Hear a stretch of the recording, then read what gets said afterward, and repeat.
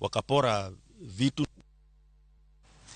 Kaudhi nyime kweth mar Operation Linda Ugatuzi koro chwalo bura e doho mamalo mar geng'o piny owacho ma Kenya Kwanza e kawo hola machielo ewi mano magiwacho ni onge adieri kako omenda osebed ka itiyogo.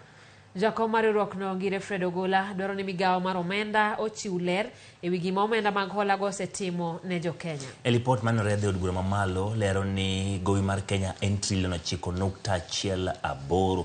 Mopogore kod lipot mar bengi maduong' mawacho ni gowi en $6.1 kende. Ogola ne oseyo piny owacho kuom thoro kawo hola e tok chik ma ok opuodhi gi od bura kowacho ni mano nyalo nyayo thuolo mag mibadhi.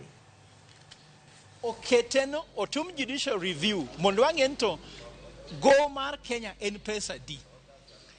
Kendo gimwadwaro ka wadwaro no bunge nokalo no sani okochuno sirkal mondo okal wach mago wi parliament. Ng'ato nyalo dhi adhiya to kawo pesa kamora modhiye to kawo pesa to kelo kaka gowi to tiyogo to wakia no tiyogo nadi. Wadwan sheria no nokal ka en kinyume mar katiba mondo duoken go mang'ato dwa kawo kamora nyaka kal kokali bunge in consolidated funds. Nikech mane mosekelo wach makoro ng'ato holo pesa to wakia no holo no dwa timo gang'o to pesa no dhi kure. William Ruto alisema yeye mateni ndio namaliza nchi yetu. Akasema yeye atakuwa mtu mzuri, anataka kutengeneza uchumi. Yeye amekopa kushinda vile Uhuru alikuwa anakopa.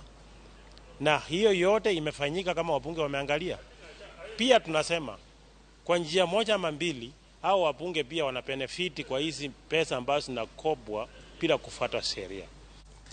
Od bura mamalo chungo chenro mar